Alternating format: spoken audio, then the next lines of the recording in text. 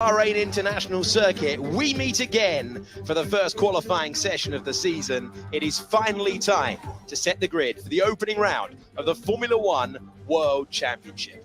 20 of the best drivers in the world are ready to produce laps at the limit for the first time since November as Formula One embarks on its longest ever season of 23 rounds, and we begin around Bahrain International Circuit. 5.4 kilometers, 3.3 miles, with a full throttle application of 63%. 15 turns for the drivers to attack across the board, and it is going to be a thrilling spectacle under the floodlights. The tyres available to them in your picture: C3, C2, C1. The soft, the medium, and the hard. We are going to be bolting on sets of softs and attacking the racetrack in a few moments time. We have 4 new drivers in the field, 3 rookies and 1 returnee. We have multiple champions, but could it be the oldest driver in the field who is making the headlines under the floodlights of Bahrain? Air temperature 24 degrees, track temperature 29 degrees, and we have had one session this time of night this weekend. It was topped by Fernando Alonso in FP2. This is wide open, and potentially we did not expect it to be so. What a spectacle to open up the season, the crowd taking their seats. It is fantastic to have your company. We are going to put 18 minutes on the clock. We're going to lose the 5 slowest drivers at the end of it. Then we reset the times. We'll do the same thing again. Final 10 drivers will compete for pole position, and we will finally get some answers about which direction this championship is going to be in the commentary box. I'm delighted to say I am joined by David Coulthard, 13-time Grand Prix winner and man used to hearing me make loud noises in Formula One commentary boxes, and Jolyon Palmer, former Renault Formula One driver. The expectation, gents, is extraordinary for this. I'm loving it. You know, I've been watching Grand Prix cars for a long time, and Julie and I were lucky enough to go around in circles in them for a few years. But the anticipation, this is, you know, year 2 of these new regulations. We've got 3-4 teams maybe that have a chance to really challenge for podiums and pole positions, or certainly top 3 starting positions, and we just don't know. We don't know what's going to unfold here this afternoon. And that is the wonderful thing about it. 22 years ago, Fernando Alonso was making his debut in Formula One. Jolyon, he's topped the last 2 practice sessions. Is he really a contender for pole? He is, and I'm here for it. I'm really, really looking forward to it. Because we've got 4 teams that can maybe do this. Mercedes and Ferrari think they're a little bit behind, but have they been holding back? We don't really know until this hour. Mercedes looked a bit better in practice earlier on. Red Bull surely started as favourites. They've had quite a smooth winter. But then Fernando Alonso's turned up this weekend, and he's been flying. Fastest man through 2 of the 3 practices. And it's just so great to have another team joining the fray out front. Let's bring in our technical analyst, Sam Collins. Sam, first qualifying session of the year. So many questions posed. It's time to get some answers. Well, the first answers we're going to get is who's going to be really struggling. It's looking like AlphaTauri, Alpine maybe, and Williams are going to be the team struggling to get out of Q1. Those first cars to be knocked out. But there are big question marks around Alpine. Will we see some teams trying to keep back a set of shiny new slick tyres, the soft tyres, and only do 1 run in Q1? Maybe Red Bull, maybe Ferrari, try and save their tyres or run on the second run on used tyres. Will they try that strategy? Track limits could catch a few people out, so we could see some big scalps going. But right now, with the midfield so close, this is going to be one of the most unpredictable qualifying sessions we've seen in a long time. AlphaTauri are lined up at the end of the pit lane. Yuki Tsunoda, who has been challenged to improve in his 3rd season of Formula One. Nick de Vries making his full season debut.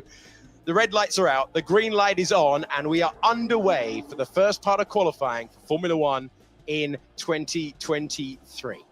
And AlphaTauri are the 2 cars that are going straight out. So they think they're in trouble, basically, in this first part of qualifying. They've given themselves a chance through 3 time laps, 3 different sets of tyres by going on the green light. Everyone else is waiting right now, and they have looked on the back foot so far with what we've seen in testing. Nick de Vries, saw him do a fantastic debut last year with Williams, joins the team. They're running line astern on this outlap. They've got to really hook it up to make Q2. Yeah, I wonder if not only are they getting out nice and early just to get some track position, but I wonder if they're going to actually help each other. That is slipstreaming, even at a distant tow. that does make a difference. Yeah, certainly the way they were leaving. It's going to be a real battle for supremacy in this team. You get the feeling the driver that loses out by the end of the year might be struggling to return in future seasons. And Franz Tost is not one to hang around with his driver lineup. Ferrari out there as well. Last year, Charles Leclerc taking pole position at this venue. He went on to convert it into victory 1 year ago. You know what happened afterwards. He's a two-time pole position winner around here. His maiden pole back in 2019. Ferrari out on the mediums, so they're going to burn through a set of mediums. Might make them a little bit more vulnerable later on in this Q1. Track evolution is going to be really high. The temperature's dropping. The track grip's going to come up as well with the rubber laid down in the next 16 minutes. Typically, in these night sessions, you've got to be one of the last drivers on the track right at the end of the checkered flag, because the track really comes alive. Yeah, talking of track, I think it's fair to say this wouldn't be any of the drivers' favourite track. I'm not even sure it'd make the top three, but any opportunity to drive a Grand Prix car in qualifying, that is the time you get new tyres, low fuel, maximum engine mode. That makes this place right now tarmac heaven. It's all the more fun when it's the first of the year as well, because all the chatter through testing, when you're out there, all 20 cars, laying it on the line, seeing where you're all ending up in the pecking order. They've waited a few months for this. It's incredible, actually, isn't it? Because even though they've gone through all the practice sessions, they've analysed to the nth degree their competition using sound analysis, bit of carbon or something flipped up off the back of the Ferrari there. So let's just keep an eye and see if that's anything that's going to cause them any issues. And, well, immediately locking up into turn one. I don't think that's down to that little piece of carbon. And there was another piece coming off the car there as he exited turn one as well. So strange moments, and immediately an abandoned lap for Charles Leclerc. Well, he's on those mediums, and they're not giving him a lot of grip, but there were 2 bits of carbon that have come off. Sainz sweeps around him in the other Ferrari, and he'll crack on with his lap. It's something we saw in testing as well, and a little bit of practice. The track is so bumpy on the main straight and into turn 9 as well. And is it just on the bumps here? Wait for it. Wait for it. There you go. Little strike over the bump. There's a part that flew away. I will come back to you. What did flew away? There's a part that flew away. I will come back to you. Yeah, this is a lower speed then. It goes on the exit of here. It looked like a part of the front edge of the floor that came underneath the car then, where you're generating a lot of downforce with the ground effect. You're channeling the airflow underneath the car, and that's what Leclerc seemed to lose. And he was aware of it as well from the cockpit, eagle-eyed. Yeah, that's impressive. But, you have your mirror set, so you can sort of peer out the side of the car, of course, just over the top of your rear tyres, so you can keep an eye for blistering. But anything that sort of glints through your mirrors, then it does catch the driver's eye. So Carlos Sainz continues on his way. He's been a little bit on the back foot compared to his teammate. He doesn't have the understanding of the car. Very similar situation to how we started last season. Yuki Tsunoda is the fastest driver. He set his time on the soft tyre. Sainz has gone around there on the mediums as we check in once again with Charles Leclerc. And this was the second part of the body. Just let me know if it's all good on the car. It was just a piece of the wheel arch front. You can push next lap. The wheel arch front. You can push next lap. That's I always think it's Red flag. Red flag is out. And to be debris on the track then that they're looking to pick up. Usually if they feel it's on the racing line, they will bring out the red flag. Bit extreme for those tiny little parts. Yeah, look, Yeah, there you go. I was checking the commentary box for a reason, but they have thrown the red flag for that debris on the circuit. Everyone will return to the pits, and the clock is stopped. Bit extreme when given it's offline. You're only going to hit that if you're highly motivated and out of control. Well, red flag for, I think that's the smallest debris I've ever seen a red flag for, but there you go, we move on. Yeah, small piece offline, and we're straight into a red flag. And this We'll have it. There's some bodywork on the track. might be 2 that might be in a bit of danger at the end of this Q1. So they've just gone through a heat cycle immediately on the softs. and they'll have to trundle back to the pits. Might be a reprieve for Leclerc, though, who picked up that damage. They'll have a bit of time to fix the car. So Ferrari wait to receive the driver who has a superb record around this track and opened up his account for Formula One in 2022. He said at the start of the day he wasn't expecting to fight for pole position when he got in the car for this first session of the year under the floodlights, but not the start he wanted, not the start that Ferrari wanted in the Fred Vasseur era, a sentence that I'm not sure even Fred Vasseur expected to ever hear, the new team principal. I know, it's incredible. I was talking to him earlier in the paddock, and it's a great opportunity for him, isn't it? What I really love about Fred in that role, he's an entrepreneurial racer in that he's run his own race teams. He's been around a long time. He's worked with Leclerc and Hamilton and various other drivers. I don't know if he worked with you. Yeah, he worked with Palmer. Worked with Palmer. There you go. So then he's got it all aced. He's ticked all those boxes, and he won't get caught up in the tifosi politics, if you like, if I can put it like that. You know, he's there to run a race team, and obviously he didn't put the car together, or maybe he did. That's why maybe the tops came off. He's not much of a mechanic, but I really rate him as a team principal. Yeah, no nonsense, Fred Vasseur. We're a junior team with ART that has brought. That's the team that Nico Rosberg came through with. That's the team that Lewis Hamilton won his second-tier title with. Hulkenberg as well.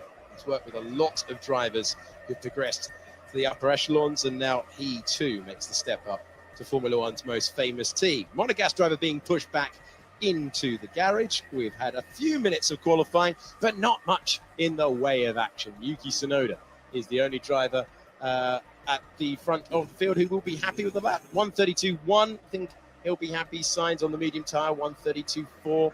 De Vries is on a 132.8, so work to do for him. Let's take another look at the incident that has affected the Ferrari of Charles Leclerc. Yeah, you can see this. So running aboard of Carlos Sainz here, but it's Charles Leclerc's car that actually had the problem, as Carlos Sainz there really pushing the edge. But you can see the. Can you check when we go in the right part of the car? 2 curb and 7 curb, and it felt quite harsh. Understood. Can you check when we go in the right part of the car? 2 curb and 7 curb, and it felt quite harsh. Understood. See the effect that probably had on Charles Leclerc's car. Now you can see him running a little bit wide here, and you can see those bits of carbon fiber flying off. But as we take a closer look at the slow motion of the car coming out of the corner, you can see the missing parts of those panels on the right front of the car. You can see where that white section comes down over the driver's right front. You can see the white line stops above the brake cooling duct, which it doesn't do on the left front. So that's why Leclerc could see some parts missing off his car. So it looks like he's got damage on both the left-hand side and the right-hand side. And that's something McLaren had suffered from as well in testing. So it looks like the bumps and the harshness of the curves here in Bahrain are really hammering some of these brand new cars. Yeah, testing is one thing. Qualifying quite another. All eyes on Lance Stroll, who didn't take part in pre-season testing after breaking his wrist on a bike apparently that found a pothole. He found the floor, and via a very highly rated surgeon racing with pins in his hand. And Fernando Alonso hoping to spring a surprise. The session is going to resume in a few minutes time, 3 minutes time to be exact. It's going to be a busy track when we get going again. It's basically just a 13-minute Q1 session now. The times that have been done by Tsunoda, Sainz and De Vries. Leclerc's circulated but not done a flyer because of the damage. And they'll basically be redundant now. The track's going to get better and you have to be improving. So it's going to be busy. 2 runs at a push. Everyone's going to be eager to get out, find a bit of space and hook up that first run, just because it gives you a better benchmark as well for the second one. If you're a top team, an Aston Martin, Mercedes, Red Bull, Ferrari, you'd hope that maybe you can get through on the one run. Everyone else just needs the perfect sighting for that last hurrah. Give us an insight, gents, to the situation that those who've gone out on the soft tyres, how much is that going to affect? We saw the McLarens out there, we saw the Red Bulls out there. I think Nico Hulkenberg as well would have ventured out there on the soft tyre. Tyres just aren't new anymore. they've done, even if you've driven around slowly, they've done, as Julian said, a heat cycle, and you've taken the shine off them. You can feel that. You can feel the improved grip from a brand new set of tyres when you go around the first corner. And as the action continues very close to the main track, we saw the Ferrari mechanics replacing that part. I'm going to go with that was finger error. I don't think that was a broken part, because they've run over a curve. You can actually see the joint line, and I think they just didn't bolt that up properly, and it's sugarled itself loose within the space of a lap. That's the only action we've got to commentate on the go-kart track at the moment. There is quite the queue forming at the end of the pit lane, though. We could play hide and seek in the commentary box, but it's pretty small, isn't it? So that'll be a short game. Short game. Robert Schwartzman with us earlier on, and we are counting down to the resumption of qualifying to start the season. And as Julian says, it's going to be a very, very busy 15 corners of the racetrack, 5.4 kilometers, 3.3 miles. And this essentially the beginning of qualifying proper then, after a little bit of a delay. And we will look down at the Williams at the end of the pit lane, ready to lead us out. And we count down and we wait for it.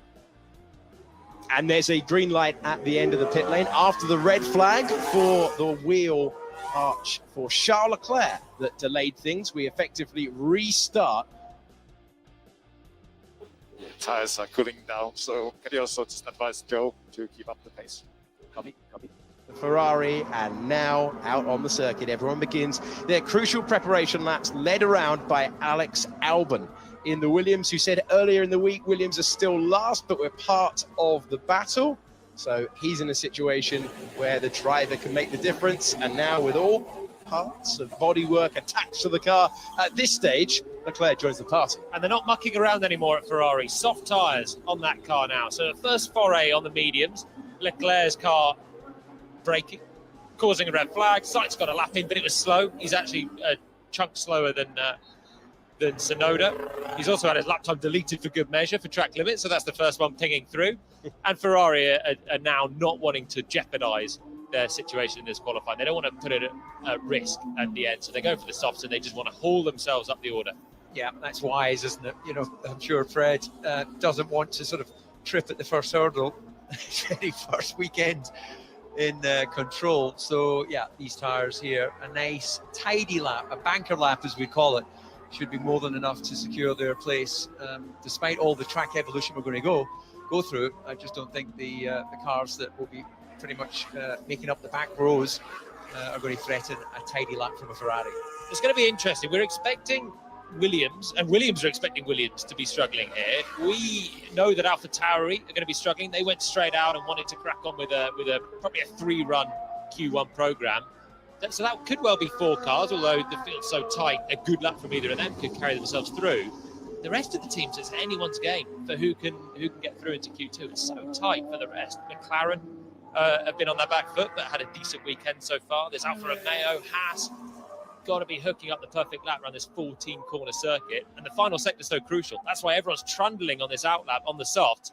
Don't want to start with the temperatures too high, or you'll be scrabbling around at the end of the flyer. Yeah, and this is obviously the most difficult session in that you've got every car out on track. As you go through the various qualifying sessions, you get less and less until we just have that top 10 shootout. So getting track position, if you get lucky, you get a car that's just a little bit quicker than you in front, not too close, of course, where you lose downforce, but a distant tow can make a difference around this racetrack. The 2-time world champion, Max Verstappen, into turn 1 for his first attacking lap of qualifying this season. He looked dominant in testing. Have they found the balance so far this weekend? That is a question. He's had Fernando Alonso ahead of him in the last 2 practice sessions that we've run, one of them at this very time of day as well. 10 minutes to go, and we're about to see how he stacks up against the fastest time so far, which belongs to Yuki Tsunoda. Everyone out there for the moment. And Alonso has gone over the line to complete his first sector, and it's a 10th behind Verstappen's effort, to give you a reference. So Verstappen, the benchmark through the first 4 corners of the racetrack as he heads the DRS zone on the back straight. Stroll's going quickly as well, and the other Aston Martin is matching Alonso through the first sector, quicker than our benchmark from Joe now in the Alfa Romeo through the middle. So Stroll showing pace in the other Aston. Here comes Verstappen, sweeping flat out through 12. Cut the timing beam for the end of sector 2. And he's half a second up on Joe. And they are all out there on the soft tyres. So soft tyres across the board. Alonso going very nicely in the middle part of the lap. Lance Stroll didn't know if he'd be competing in this session. He's fastest in this session on a 1:31.617. Here comes Max Verstappen. Dutch driver has completed the 15 corners of the circuit, and he's fastest of everyone so far by 0.3 of a second. But is Fernando Alonso fastest behind him? Does the hype train continue? It does, you know. Alonso goes ahead of the world champion, and Charles Leclerc is attacking as well. The driver that brought out the red flag a few moments ago looks like he's heading to the top of the timing page, but Alonso is very strong in that final sector. That is where he is very, very impressive. And can Leclerc compete at that part of the racetrack? He's bringing to the line. Where's he going to be? His teammate as well, lining up the screen. Sainz quickest the ball in the first sector as Leclerc takes the top spot for now. And this is going to be 8 minutes of frantic action to make sure that as that track evolves. And what sort of track time of evolution do you think we're looking at here, Julian? For a pole time? No, the track evolution as it counts down the next 8 minutes. You know, the signs there with 30.9. Where do we think we can get to in this session? Well, it depends how much the top guys want to go back out and go again, because they might think they're safe with that, although the whole field is a lot closer now. So you've only got a second down to Albon. You're looking at, you can find easily a second with the second run here as the temperatures cool. You're getting more dialed in the cockpit as well. So it's very difficult to think you're safe. And look at Lewis Hamilton, for example, 7th place. Someone's just had another lap time deleted. I think that was Lance Stroll. It was. And there's only half a second from Hamilton to the slowest car, which is Nick de Vries. He's no way safe in that position. You're going to have to run again. Jolyon Palmer and David Coulthard with us for the opening qualifying session of the year. Zach Brown looking on as the times are being posted on the board. Lando Norris, who scored in 4 of the last 5 Bahrain races that he's had here, in 17th, ahead of his teammate, but not the picture that McLaren wanted to see. 7 minutes and 20 seconds to go. George Russell has entered the picture from nowhere, so we are expecting things to move forward, or Mercedes have found an unexpected answer. And what about this? Red Bull 5th and 6th. Everyone's favourite in the paddock. We keep ticking off sessions and going, well, Red Bull will turn it up. They'll arrive. Everyone's expecting it to happen. But 5th and 6th at the moment with another run to come. And it's Carlos Sainz, who's not been happy in any way with the balance that he's had in the car so far this weekend, who tops the times. Formula One in 2023, you're going to have to work for it to hit the front. Absolutely. Or are Red Bull just working to a nice Hollywood script? Of course they aren't. Well, Q2 is often the time where the top teams would unleash. We've seen it a few times before. Q1 is about getting through in the top 15. They've got a second in hand to Nico Hulkenberg in 16th. So they're not under any pressure. Maybe they're holding it back. Maybe we can still say that they're going to unleash at some point. But they're not ahead of Ferrari or Mercedes anymore. McLaren had a bit of a turgid time there. 17th and 18th for Norris and Piastri. 1 run to go for them, and that's big trouble. Yeah, that is more pressure on Piastri than Norris. You've got to say Norris, very experienced in Formula One now, pretty handy over 1 lap. But Piastri might well look at the timing screens and go, oh, 1 lap to make sure that I don't fall at the first hurdle. At the same time, he's within a 10th of Norris. So that in itself is very good.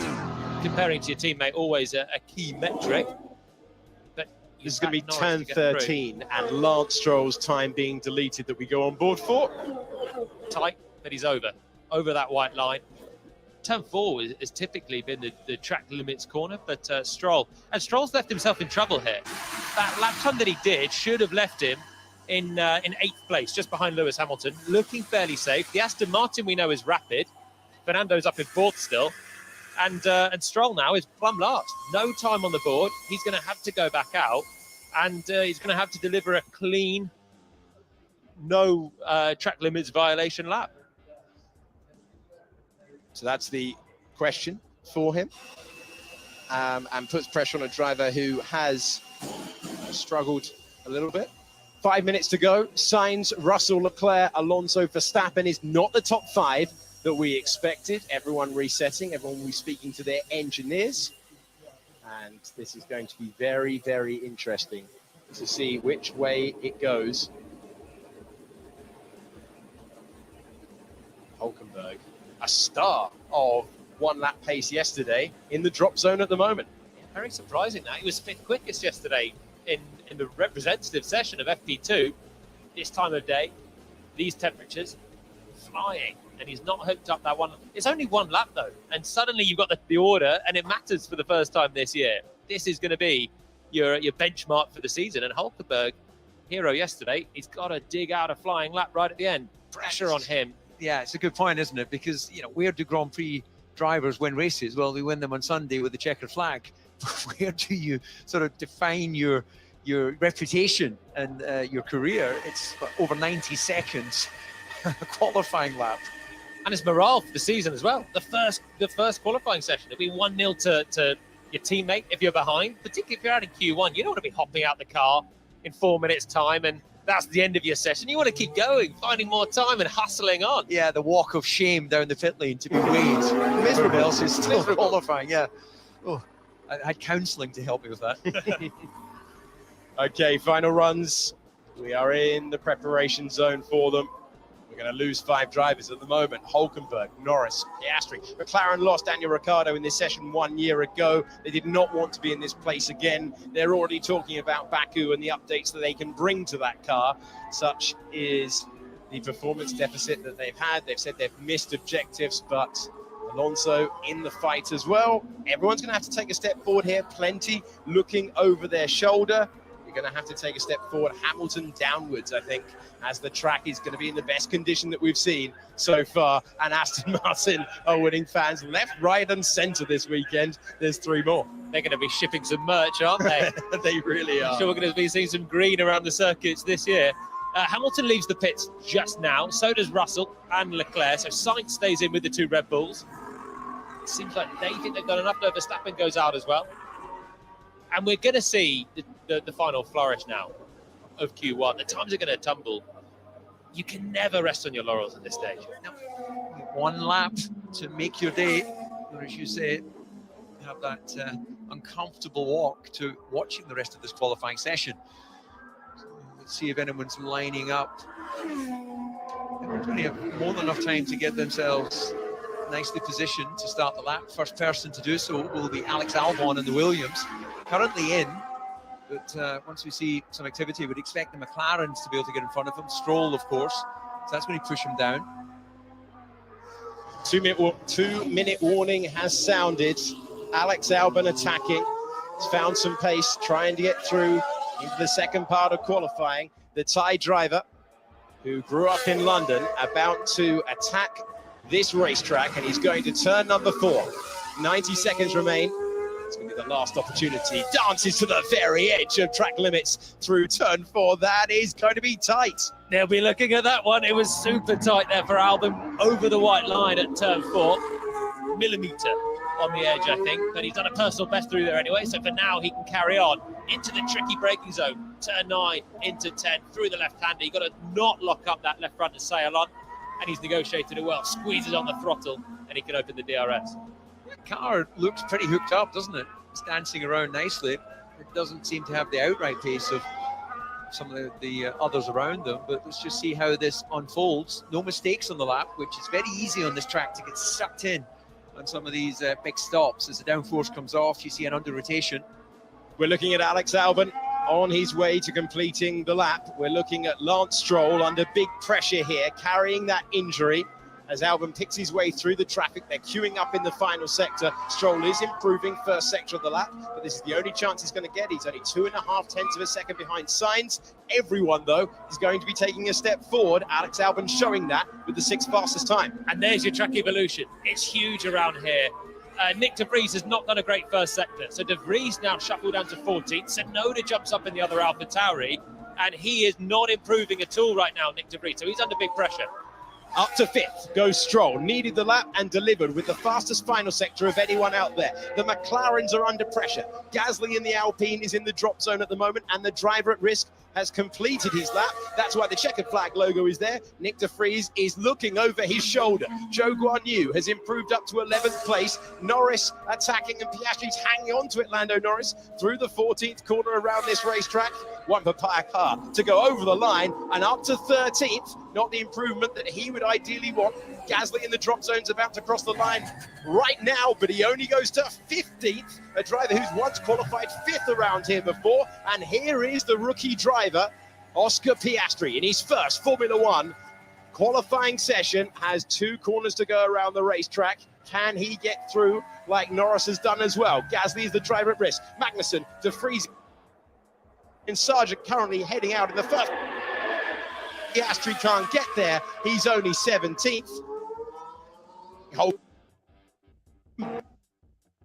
He returns with a strong lap under pressure. We know Piastri's going out. We know De Vries is going out. Can Logan Sargent hustle his way through and make the second part of qualifying? The answer to the question is coming your way, and he gets up to 16th place.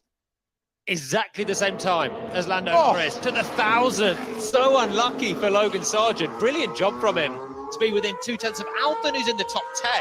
Williams will be chuffed with that. They will be delighted. Albon started this weekend saying we're the slowest. Well, we've had a qualifying session, we've had Q1, and that's not the case. Norris gets through because he sets the time first. Great effort on debut from Logan Sargent, who goes out along with Pierre Gasly, Kevin Magnussen, Oscar Piastri, and Nick de Vries. And the whole field is separated by 1.1 seconds. What? That's impressive. Never seen that. Have you seen that? I can't remember. Honestly, I can't remember it. No, I can't remember it. Not in Formula One. Not in Formula One.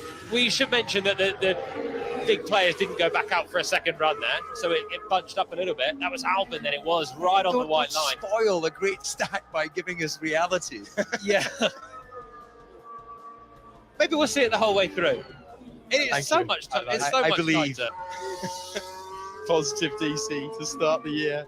9/10 within 18 cars, within 9/10, and that's how close it was. The 1,000 separates Norris and Sargent.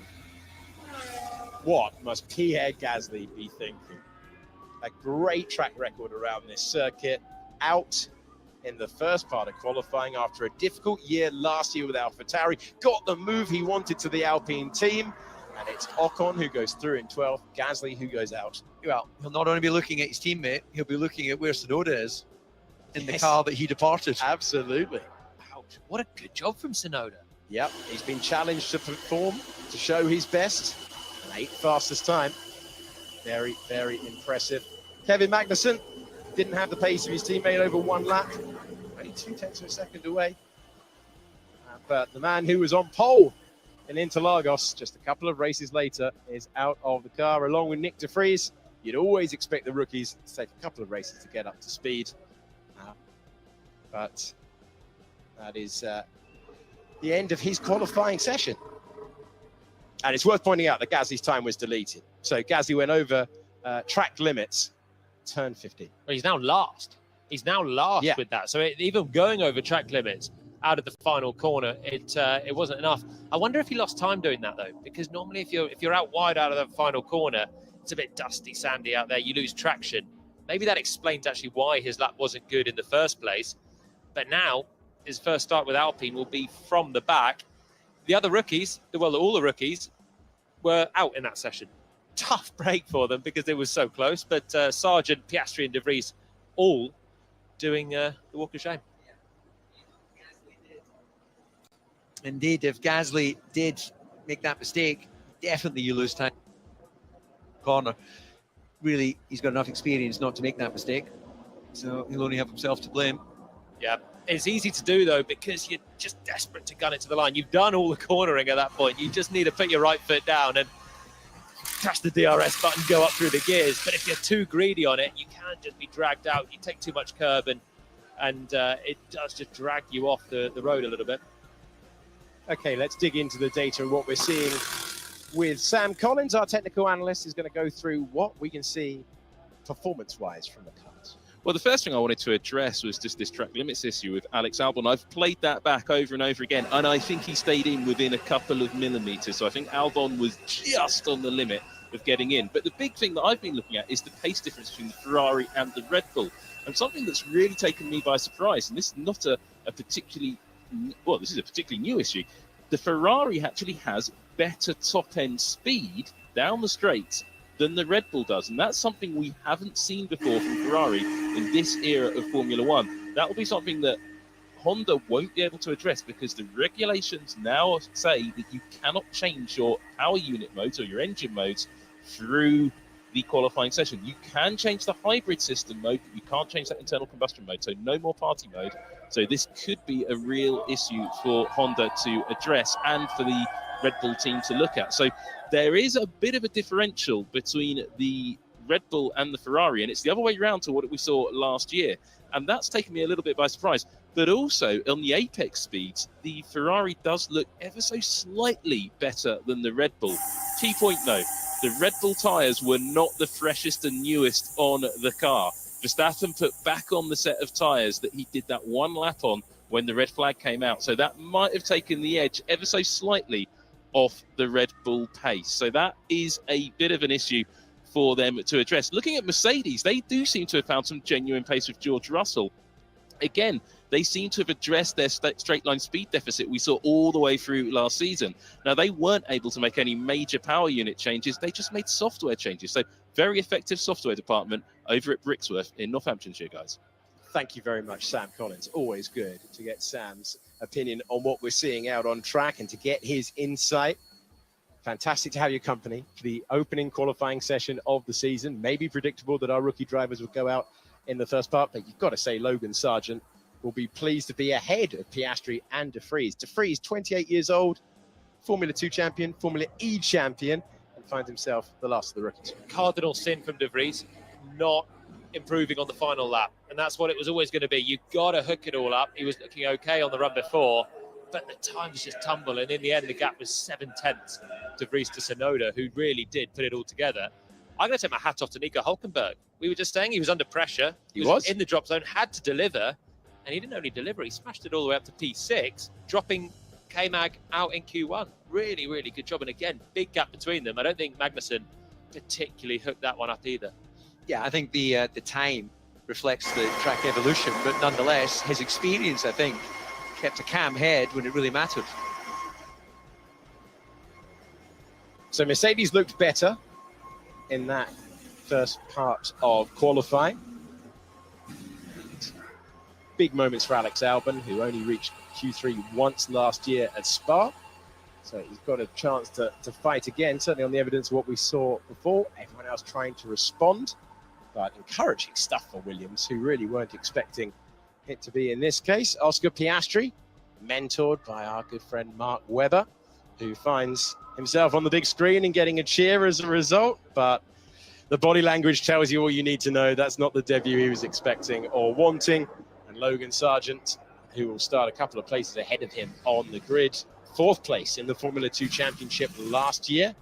The American driver, P16, identical time, set a couple of seconds after Lando Norris had notched a 1:31.652. And after all the shake-up in it, in Q1, McLaren had the slowest car. Yeah. They were the only team to almost lose 2 cars there, actually. Norris scraped through by the 1,000 over Sargent. Then you had one Williams, one Haas, the other McLaren, and an AlphaTauri and an Alpine. There's no tail end team from what we've seen right now. It's McLaren who managed to just scrape their second car through. So Fernando Alonso making his Aston Martin debut tomorrow. What position will he be in? He made his debut 22 years ago today, back in 2001, for Minardi. And he is replacing a driver who's 7 years younger. It shows you how unusual it was for Alonso to take that seat and start the Formula One silly season in the summer break. Seems a very long time ago. Esteban Ocon, he's got a new teammate. He's going through into the next part of qualifying. His new teammate isn't. And that will be a boost for him because there's been quite the fight for supremacy down there. Felipe Drugovich would have hoped to be in the car. reserve driver, reigning Formula 2 champion. A man putting a brave face on it, let's be honest, because that was his golden opportunity. But you have to say, Lance Stroll had one chance there, carrying the injury after what looked like a brutal practice day yesterday, delivered when he needed to. Yeah, I guess Drogovic, having put the stick in the spokes of Lance's bicycle, doesn't want to trip him up in the corridor too early. His strategy to get himself straight into a Formula 1 car hasn't quite worked this time. File that under jokes DC can make, and we can't. Ferrari are waiting to unleash their cars. Soft rubber, as you would expect, once again. And this is going to be really fascinating. If it was tight before, it is going to be ridiculous now. Were they scrubbed tyres, it looked like to me, on the Ferrari? Yeah, they were with the Ferrari. Same for the Aston Martin of Stroll, who had to go back out at the end on the new set to get through. New tyres on the Red Bulls. This, I think, will be quite telling, because even if Red Bull are holding back a little bit, and how can they do that? Well, the drivers can just not quite push 100%, which is quite tricky to do if you don't get the car rotated. If you're holding back a bit, they could hold back on engine mode. But if that was just the sort of the time at which they ran on track and track evolution, I would imagine both Max and Checo would want to have a little bit of a sniff in this session here, just to settle their mind. You know, are we really still where we think we are, or where we want to be, right at the front, or are we actually really up against it? Sandbagging by the drivers not pushing is a really hard thing to do when you get to qualifying, because you can't just turn it on and find it all straight away. Usually a bit of engine mode. Why would they run a bit more fuel right now? That just seems an unnecessary risk. So it would just be, have they got more grunt now? Can they unleash a little bit more on the power unit? And that's what we'll see in this session. We're still waiting for it, aren't we? We're still waiting for it, but maybe it won't happen. The great thing about that word grunt is, that's a kind of British word, isn't it? But when we have our foreign national race drivers also adopt that word. I need more grunt. That is the sound of Lance Stroll roaring across the line. We're on board with the Canadian driver as he begins another push lap. And we are awaiting everyone out there on the circuit, apart from Alex Albon at the moment, driver who made it through, but hasn't left the pits. Stroll fighting it as he climbs the hill, makes his way to turn 4. The amount of torque these hybrid engines have is quite incredible. That's why you see them in this era short shifting to try and control the RPM, control the amount of torque. And that's simply because instead of relying on the engine to come on cam, you've got a big dose of electrical energy. That's where you can accelerate the mass nice and early. So the drivers are very conscious of obviously trying to get as much traction as possible and just staying below the rear slip angle so you don't put those rear tire temperatures through the roof. Wonderful sound of Lance Stroll roaring past our camera position down there into turn 11, one of the best corners on the racetrack. He's done a fine first sector, but Alonso is even faster still as they all attack at the moment to try and give themselves a foundation to push on in Q2. Stroll, who has had this dwindling return stats in Formula 1, 75 points in 2020, 34 points in 2021, just 18 in 2022 with a personal best of 6th place in the Singapore Grand Prix. He's going to complete his lap, and he's done well to compete this weekend. His time on the board is a 1:32.3, and now this will give us an idea of how close it is really going to be. We go driver's eye view into the final corner. Not really what we see, is it? It's the best we've got. It's the best we've got. But you can see the reflections now from the lights as well coming through the visor, tinted visor for most. I think Stroll had quite a clear one. But yeah, thankfully they see a little bit better than this as they're coming through. Alonso to the top. Alonso to the top by a fine margin as well. He's 8/10 faster than anyone else's time out there for the moment. Yet to see the big hitters out there with him as well. Alonso, Hülkenberg, Bottas, Norris, Joe and Stroll, the top 6. Here's George Russell over the line to go faster than Fernando Alonso. Here's Lewis Hamilton to go faster than his teammate and bring out a cheer from the crowd. But what can the Ferraris do? Verstappen is going very quickly in the first 2 sectors of the lap. We thought this would be representative. Leclerc is only in 4th. And is this going to be the full picture? Is this the true pace Max Verstappen, 28.9 in the first sector, 38.9 in the second, and he is 0.4 of a second ahead of Lewis Hamilton in second place. Let's see what Sergio Perez can do. He'll make it a Red Bull 1-2 with 7 minutes to go on the clock. It's Verstappen ahead of Perez by 2.5 of a second. It will be interesting to see what the track evolution will probably slow down a little bit now as we get into this phase of qualifying, but we should remind ourselves those Ferraris were on at least a lap of this racetrack. Those tires were not brand new. I think the rest of the top 5 were on new tyres. Ferraris weren't. Stroll in the Aston Martin definitely wasn't. That's why he's down in 12th.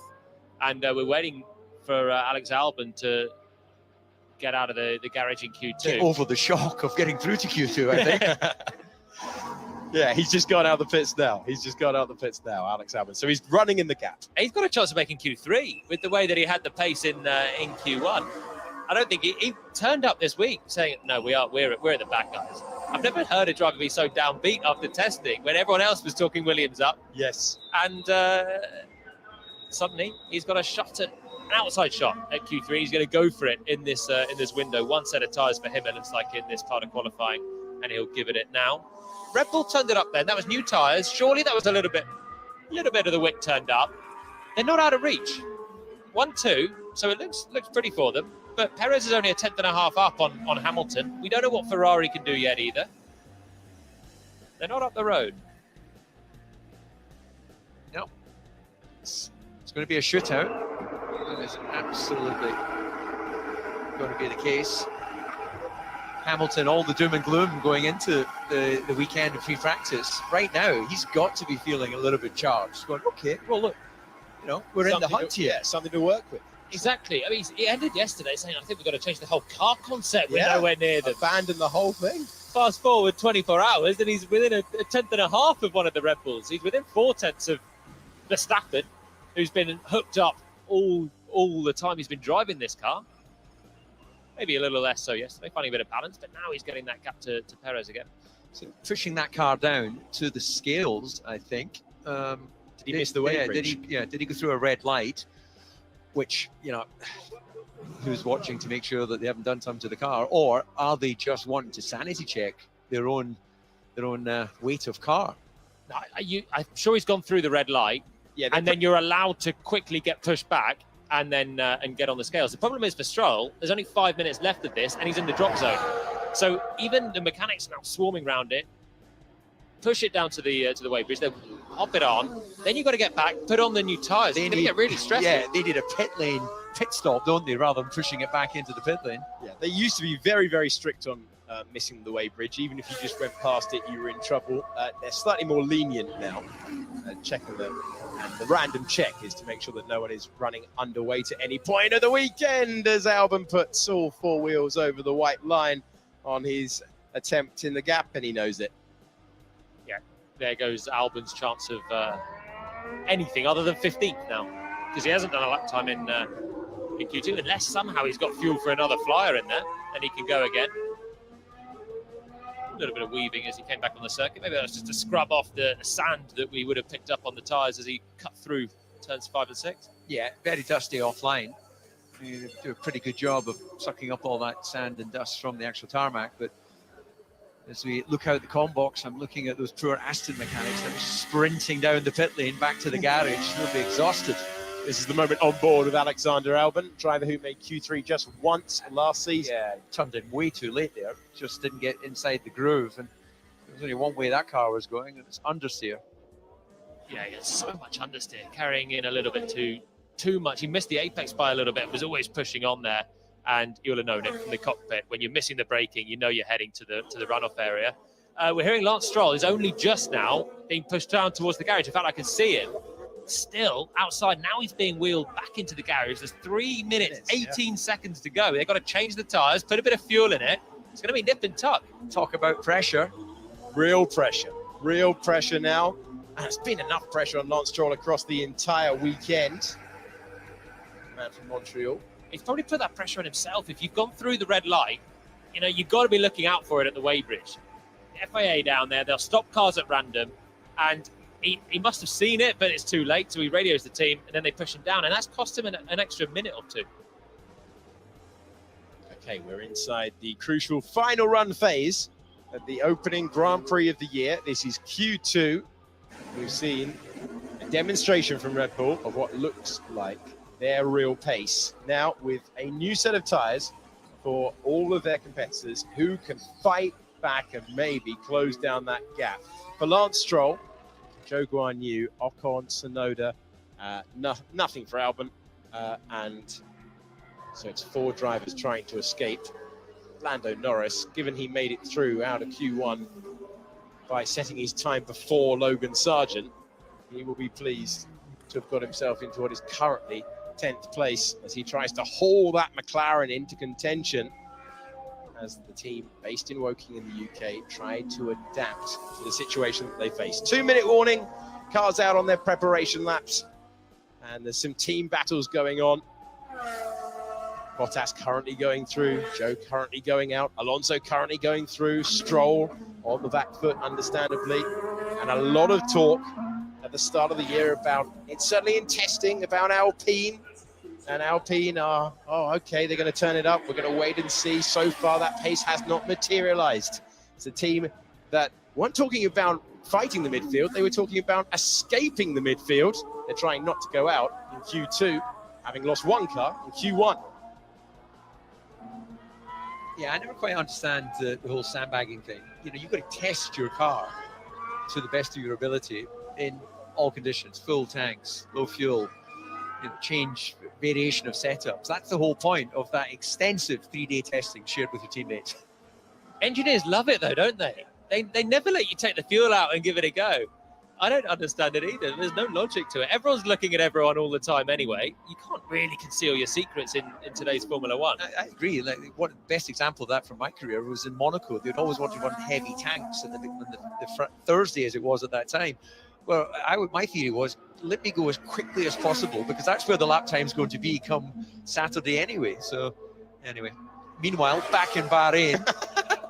I enjoyed it as a tangent, and it means that we're going to get a flurry of laps over the line. Everyone is improving in Sector 1 who's done a Sector 1. So you can see how much Ocon is gaining on Norris. It means that Norris is going to have to respond. Good first sector as well for Zhou Guanyu, and it is going to be another big step forward. You've got to deliver under pressure. Ocon is going to go over the line.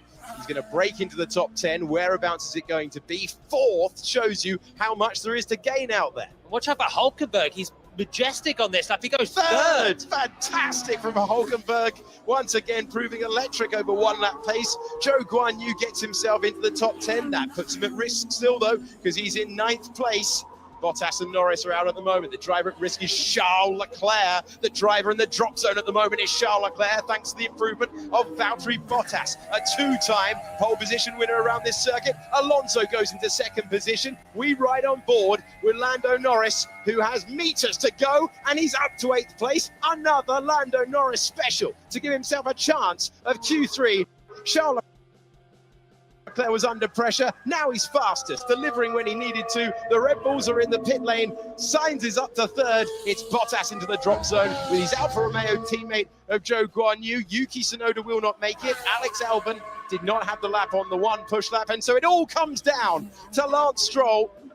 He is round the final corner. It's not been ideal. Hamilton improves up to 4th. Can Lance Stroll make it and knock out Lando Norris? The answer is yes, he can, with the last lap in Q2. And he delivers what will be the most satisfying moment of his season, because that has been a real roller coaster in the last week, and that will be enormously pleasing for the Canadian driver and Aston Martin, who have put 2 cars into Q3, and Norris just falls short. The fact he was able to drag it to 11th, testament to his skill, because that car is not where the team wanted to be. Alfa Romeo, bright start last year, out in Q2 along with Yuki Tsunoda and Alex Albon. Still, the track evolution was big, wasn't it? It You was had to put enormous. it together. The times tumble ever further. Norris so close to putting that McLaren into Q3, which, as it was the slowest car in Q1, would have been a brilliant effort. They can score points from there. I think Alfa Romeo, 12th and 13th, maybe a little bit disappointing. So he'll be very happy. As Günther Steiner told Hulkenberg out of as you mentioned earlier, he pretty much was retired. Married, had a child, bought a small furry dog, as you do in Monaco. And suddenly he's had to go and lose a few kilos and unleash that natural speed. Ticking all the retirement boxes. Yeah, exactly. Suddenly he's got to dust off the cobwebs, and here he is. So, you're more recently in the cockpit than I. How many kilos have you put on? Oh, about 10. But I haven't bought a small furry dog yet. Yeah, that's exactly how much I've put on, but considerably older. I've been in 10 in about the first 3 months, though, to be fair. Oh, dear. Right. Time has run out for Q2. We lost Norris, Bottas, Joe, Sonoda, and Albon at the front of the field. Leclerc, Verstappen, Russell ahead of Hamilton, Sainz in 5th, and Alonso no longer at the very front. But you've got to remember, Aston Martin coming into this season, we're not interested in fighting the big three teams. They wanted to be at the head of the midfield. And at the moment, that is where they are. Well, we've got one of the Red Bull maestros of Aero, Dan Fellows, joined the team, and can't always put it onto one person, but certainly it sets a direction. And the team have clearly delivered a very fast race car. And just to declare to you boys, I might have peaked a bit early in my excitement, because I literally feel like I'm watching the most exciting movie of my lifetime here. I think this is just going to be a blinder in the final part of qualifying. It's all come together to the end of Q2, hasn't it? Suddenly Ferrari are on the top. Red Bull showing their hand, didn't go out at the end of that Q2 session, but they did get usurped at the top by Charles Leclerc, who's a Bahrain master. Took his first pole and win here last season. Mercedes are pretty close as well. Russell was only 4 thousandths down on Verstappen's time at the end of Q2. This could go anywhere. Are we even discounting Alonso? Never discount Fernando Alonso. For more detail on this very subject, let's check in once again with Sam Collins. Yeah, well, I've been looking at one of my favourite subjects, the speed trap data from that Q2 session, and it's really revealing. Ferrari have definitely now made up for that straight line speed deficit they had over Red Bull last season. There's really nothing to choose between the two Red Bulls and the Ferraris, though Max Verstappen is a little bit down. It's only by a matter of 1 kph. Mercedes, though, Lewis Hamilton is way up the order. He's as quick down the straights as the Ferraris and the Red Bull. Teammate George Russell, though, maybe running a different rear wing or something different. He's a 4 or 5 kph slower down the straights, much closer to the likes of Lando Norris, Lance Stroll and Fernando Alonso, who are all at the same speed down the straights. And that's bad news for them, because they're losing out 5 or 6 kph down the straight.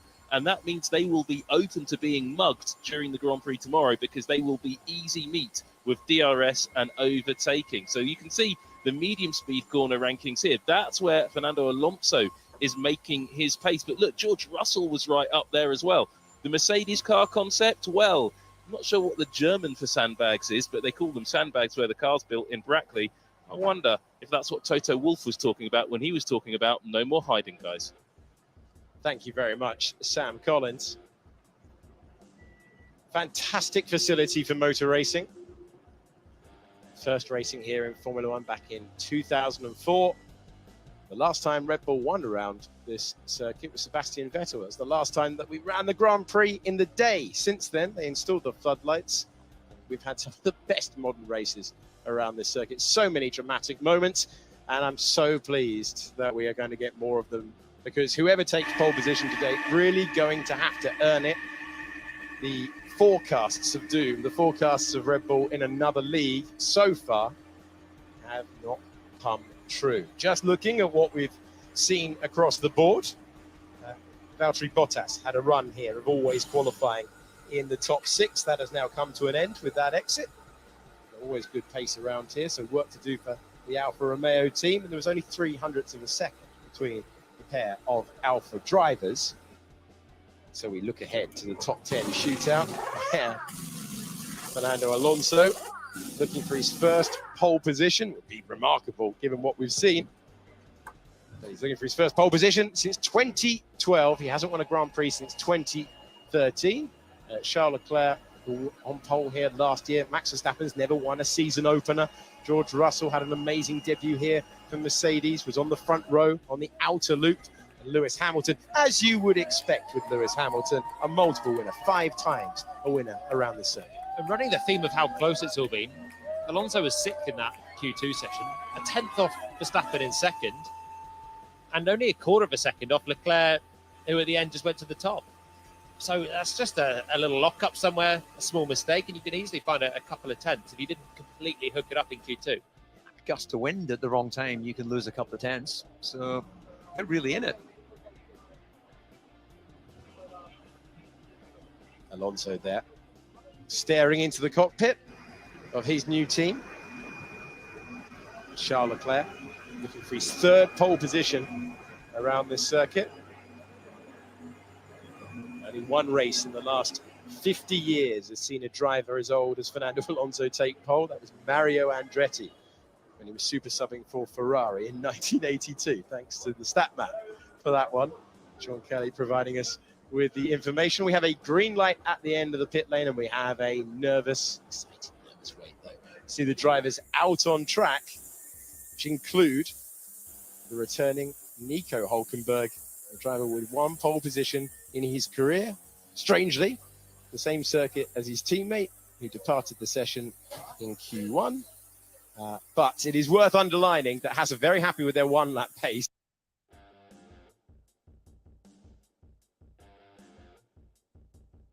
You'd rather start towards the front and work your way back than start at the back and hope you could work your way forward. And the 1-lap pace as well, we saw Albon in the Williams sometimes getting points, just getting your elbows out in defence. If he can bury himself quite well into this top 10, which maybe he can with the pace that he's got, you can get racing. They've got a decent top speed. They can get defending a little bit as well. And we don't honestly know the long-run pace of a lot of their rivals either. We think the Aston Martin's quick, but we think the Aston Martin's pretty quick over 1 lap as well. It's all about giving yourself a foundation in Q3. You don't want to make a mistake and find yourself on the back foot, having to attack late on. Robert Schwartzman giving us a wave, the reserve driver, as he sees Leclerc and then Sainz leave the garage. Charles Leclerc last night did not expect to be able to fight for this pole position, and there is a fight for the pole position. It involves Red Bull, it involves Ferrari, it involves Mercedes, and it involves Fernando Alonso. What a fantastic prospect as we begin the outlaps, run 1 of 2 in Q3. It's going to be great to see who is able to seize the moment. Yeah, this is the racing driver's Scooby-Doo moment, isn't it? You know, this is as good as it's going to get. You're a few minutes away from maximum track evolution. You're going to have all bells and whistles, everything coming from the engine.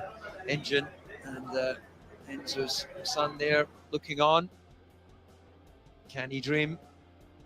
That was only a year ago, beginning of the season, they started pole position here, so it'll be pretty handy on this racetrack. Leclerc's got such a track record in Q3 as well. The most pole positions last season, even if he was nowhere near the title, the qualifying form was there. It's all about putting the corners together, not making any mistakes across the 14 of them, 15 of them, if you include the final sort of peak to the line. You've got to put it together, and that's where you're going to see probably the difference between, at this stage, pole and maybe sort of 5th or 6th is how close it looks. Max Verstappen's stats from last year at the bottom of the screen. 15 wins, 17 podiums.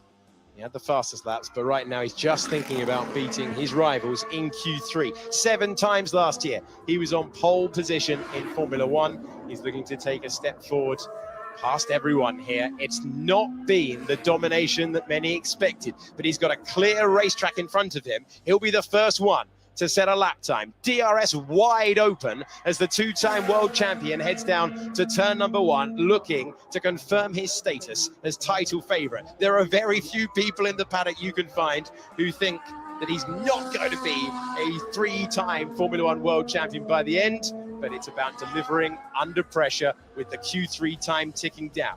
His teammate out there as well, Leclerc also on track. The times that we will get across the line will be Verstappen first, then Perez, then Leclerc, then Sainz out there. And Verstappen immediately on the attack, down, on board at turn 8. Fastest first sector we've seen so far today from Verstappen. That's where there was a little bit of a deficit to Ferrari before, and he's quicker than Leclerc, and he's quicker than Perez, to the tune of 1/10 in the first sector. And what really stands out, he's hit all the apexes. There's not been a little bit wide at turn 1, a little bit wide, you know, getting into some of those tighter, slower corners. He looks really hooked up.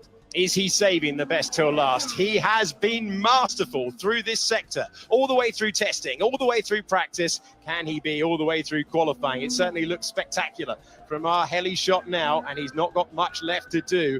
Absolutely compliant, exactly what he wants the car to do through turn 13, which is always such a good barometer of car performance around Bahrain International. Charles Leclerc, though, fastest middle sector of anyone so far. It's a contest, and the time to beat across the line for Max Verstappen is a 1:29.8. Immediately up against it is his teammate Sergio Perez, who can't get close. He's 0.2 of a second away. But what about Charles Leclerc on pole here last year, and he's second at the moment. He's 1/10 of a second away. It is a fight for pole. Sainz, is he in that battle? Let's find out. He goes in P4, 4/10 of a second away, and we'll watch the Aston Martin over the line as well. Lance Stroll is 5th. 5 drivers have done a time. There goes Fernando Alonso then on his new set of tyres. He's waited and he saved a set of tyres, as have the Mercedes. So they will just do one run in this, save a set for tomorrow. And it's close out front. Verstappen, 1/10 ahead of Leclerc. Perez not out of it either. A couple of tenths back. Sainz a little further adrift, and he's looked generally a little bit further adrift of Leclerc so far this weekend. Leclerc taking his first pole position in Formula 1 in 2019. He led the field this time last year. It was Verstappen in 2021. Verstappen, who's never won the season opener, came very close in 2021 though. It's a different program for Mercedes. 1/10 of a second between Verstappen and Leclerc, both of them trying to add to considerable pole position records. This is on board with Carlos Sainz. Verstappen is chasing pole position 21, Leclerc pole position 19. Oh, looked a little bit twitchy on the turn in there towards turn 6, and twitchy on the exit as well. So that'll be where Sainz lost a bit of time in the middle sector. He started qualifying by getting a bit wide out of there, and his first run of Q3 is like for like. He's out there on the second set of rumble strips, caused a bit of oversteer, and then it's really tricky to get your braking for the tricky turn 8 afterwards. So Sainz a little bit of drift. There's more in the tank for him if he hooks it up. The man who started with Minardi in Formula 1 now racing for Aston Martin. The first team he has joined since Minardi that don't have that famous championship pedigree. He was racing with Renault. They had championship pedigree at that Enstone team.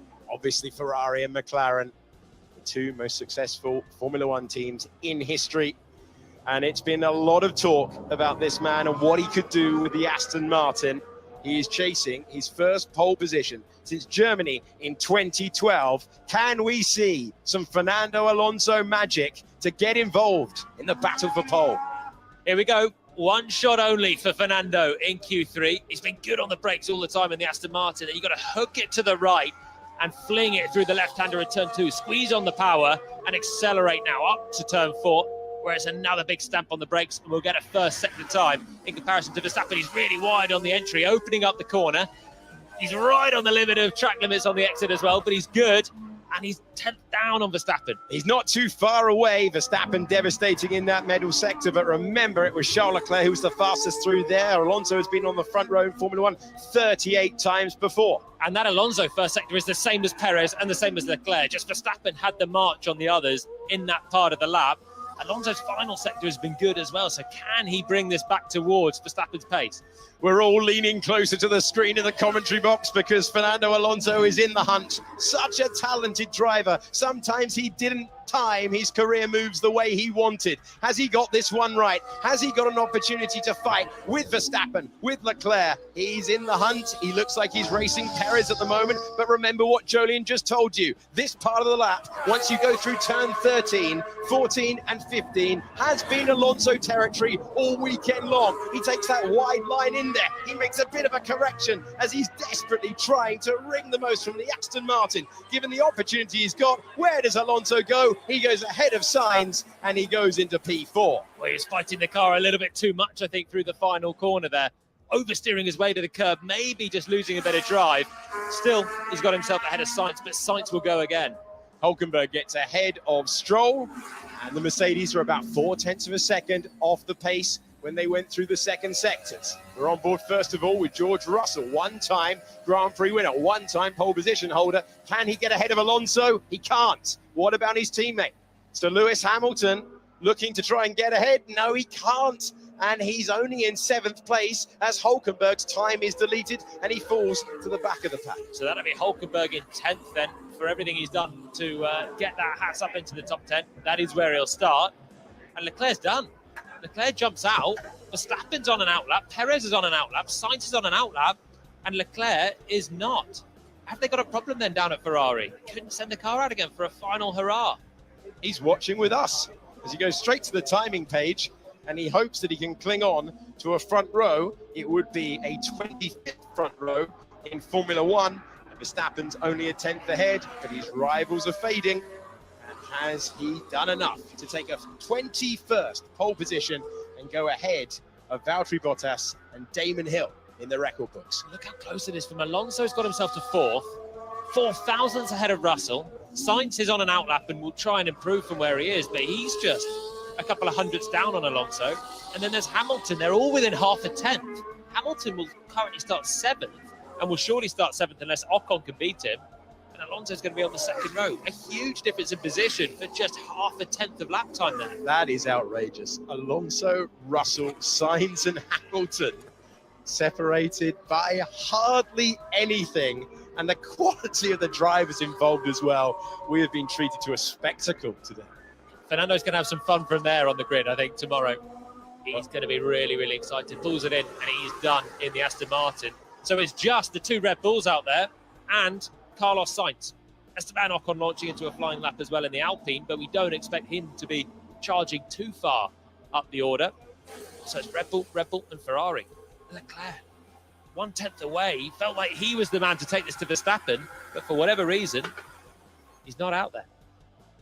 Now, is Max Verstappen going to throw down a gauntlet here and say, oh, you thought it was a 10th, did you? He's attacking the racetrack once again, 3.3 miles ahead of him. And he's got Perez, who's still in the mix as well. Red Bull will want to lock out that front row. Charles Leclerc is done. Max Verstappen knows that Sergio Perez is capable of improving by 0.2 of a second. Perez has had 2 podiums around this circuit, including a victory. In fact, this is the only track in Formula One where Perez has won, where Verstappen hasn't. And Max doesn't improve the first sector. Sergio Perez now is about to come through, and he has improved. 1,000th between them in the first sector. And remember, Carlos Sainz, his lap, he made a bit of a mistake in the middle sector, so there might be something more for Sainz to add. Sainz is chasing a 4th career pole position, and he's in the benchmark. You've got to take a step forward. You've got to get across the line with the track at its best, and that is right here, right now. Lance Stroll's session is done. He's in 8th position, and Hamilton currently in 7th. Sainz trying to improve from 6th. It's middle sector time for Max Verstappen. This is where he's been mighty. He's improving by a 10th. What can Sergio Perez do? Can Perez find just a 2nd career pole position? He's in the fight here. It's still not over. And Sainz is going quickly behind as well. Sainz is improving through the middle sector. We'll see what he can do there now. He's so close. 3 of them for it. What a glorious qualifying hour coming to a close. First over the line, the world champion, Max Verstappen improves. Can his teammate get close? Perez to the line. Perez looking for something inspirational. He's improved to the front row, but he wasn't close enough.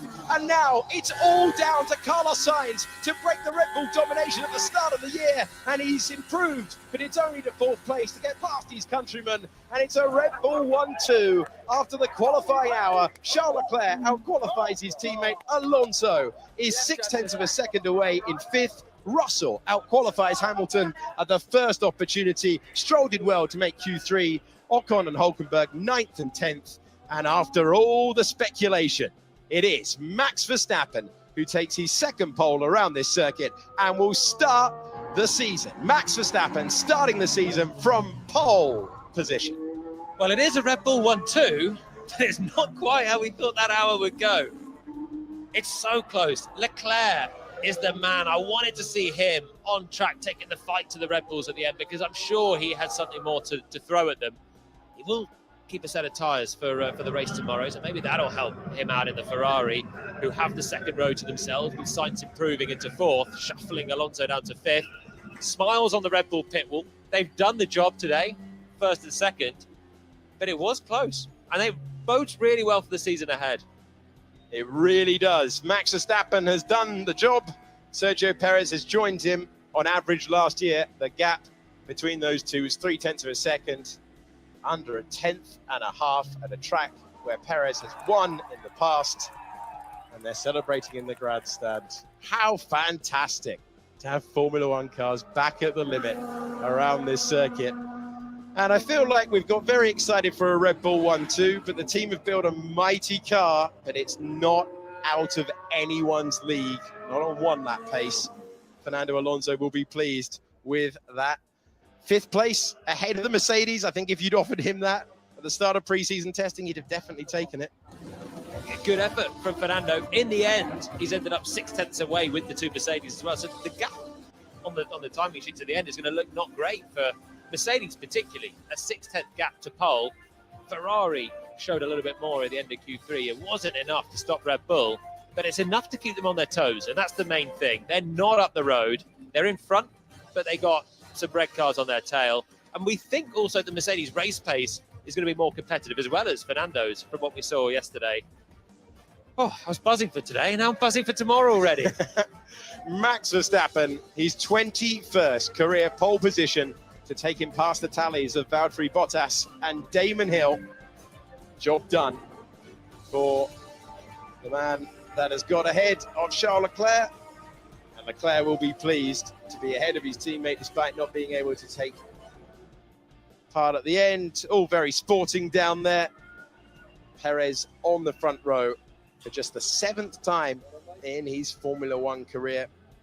So often battling with midfield teams, but in the end, he earned his move to Red Bull, and they have locked out the front row. Very, very impressive. It will be Perez's first top 3 start at this venue. He's previously won it. Let's hear now from the top 3. David has made his way downstairs from the commentary box, and in a few moments' time, he will talk to those who find themselves at the front of the field. Although Charles decided to have a glug of water. Now he's ready to talk to us. Let's hear from DC and Charles. Charles, P1 last year, P3 this year. We saw you getting out of the car and we suddenly thought, is there an issue with the Ferrari? But is this strategic? No, there wasn't any issue. I think we were in the fight for pole, which was a good surprise, to be honest, because I did not expect that after testing and after the free practices that were a little bit difficult. We managed to find that pace for the quali lap, which was great. However, we need to keep in our mind that in the race run, we seem to be a little bit on the back foot compared to Red Bull. And I think we are in a better place starting 3rd with new tires than starting 1st with old or a bit further up. I don't know if we will have gotten pole or not, but it will have been close. Now, you were the pole king last year. That session, though, as we were watching the times being traded between yourself, the Red Bull, the Aston Martin of Fernando, it seems a lot tighter, and certainly a lot tighter than what the pre-season testing had predicted. Yes, I hope it will also be like that on the race runs. But yeah, it was very, very close, actually. Aston Martin was really quick. Mercedes also was really quick at some point of the qualifying.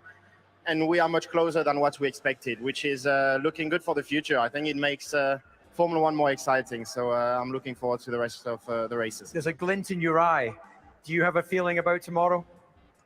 Well, again, let's say that in the race run, we seem to have a bit of a weakness for now. Having a new tire will help us tomorrow. But I don't know how much the picture will change with that. But it's going in the right direction at least. Okay, well done. Thank you. On the top 3 finish. We're going to hear now from Checo Perez. Checo, pretty tight there with Max. Just a 10th between you. It's been tight all weekend. How was your lap? Did you leave anything behind? Yeah, I mean, it has been really tight qualifying. I don't remember such a tight qualifying battle from Q1, Q2. You know, the competition, it's really marginal. So you cannot leave anything on the table to maximize your grid position. In the end, yeah, I wasn't totally comfortable with the balance. I believe certainly you can always improve a tenth on your lap. But I think to get this start for the team is really special. You say you're not comfortable with the balance. This is all about one lap performance. Of course, the race tomorrow, it's about those long runs. Where do you think, do you think the balance will be more suited to the race run for you? Yeah, if anything, we prepared much more to do the race. We have more of a Sunday race car at the moment underneath us. We knew we had to do some compromises for Quali, which we end up doing, and they were not ideal, but hopefully tomorrow it pays out and we can have a very strong race car. That's ominous for your competition to know that that was a compromised qualifying car and you've just put it P2. Congratulations. Thank you. And now it's time to hear from our pole position man, Max. Congratulations. Your 21st pole position on your father's 51st birthday. So that's a good father's present. Yeah, I hope he was watching. No, I'm pretty sure he was watching. But yeah, I think it's been a bit of a tough start to the weekend yesterday and today not really finding my rhythm. But luckily in qualifying, I think we managed to put the best pieces together. And of course, very happy to be on pole and also for the whole team coming off off last year and again having such a strong car with Checo up there as well. Yeah, it's amazing and I'm looking forward to tomorrow. Put us in the cockpit. There's been minor changes to the floor heights, minor changes to the construction of the Pirelli tire. How does the car feel relative to the first evolution, year one of this regulation?